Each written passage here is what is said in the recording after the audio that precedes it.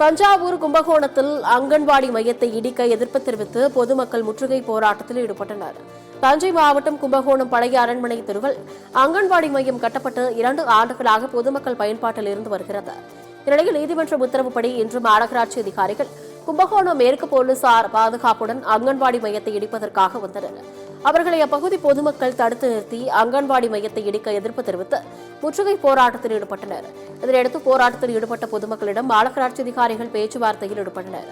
ஆனால் பேச்சுவார்த்தையில் எந்தவித உடன்பாடும் ஏற்படாத நிலையில் முற்றுகை போராட்டத்தை கைவிடாததால் மாநகராட்சி அதிகாரிகள் அங்கிருந்து தற்காலிகமாக சென்றனர். இதனால் அப்பகுதியில் பரபரப்பான சூழல் நிலவியது. 1000 குடும்பம் இருக்கு. எங்களுக்கு ரேஷனை இடிச்சிட்டா நாங்கள் எப்படி ஜாமான் வாங்குறது, எப்படி குடும்பம் நடத்துறது, எவ்வளவு மக்கள் இங்கே என்ன பாடுபடுதுங்கன்னு தெரியுமா? 3 மாசமா நாங்கள் ரொம்ப கஷ்டப்படுறோம். ஜாமான் வாங்காம ஒரு வயசானவங்களாம் நின்றுட்டு நிற்கவே முடியல.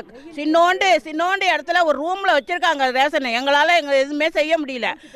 மாநகராட்சி மேயர் அவங்களோட ஒப்புதலோடையும் துணை மேயர் அவங்களோட ஒப்புதலோடையும் இந்த கட்டடம் கட்டியிருக்காங்க.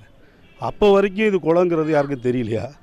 இப்போ மட்டும் இப்படி குளங்கிறத இவங்க சொல்கிறாங்க. கிட்டத்தட்ட 100 வருஷத்துக்கு மேலே ஆகுது. இங்கே இருக்கிற பொதுமக்களுக்கு ஏஜ் அவங்களாம் தெரியும். அவங்களுக்கு அவங்க யாருமே இது குளங்கிறத யாருமே ஆதாரப்பூர்வமான எந்த ஒரு ரெக்கார்டும் இல்லை.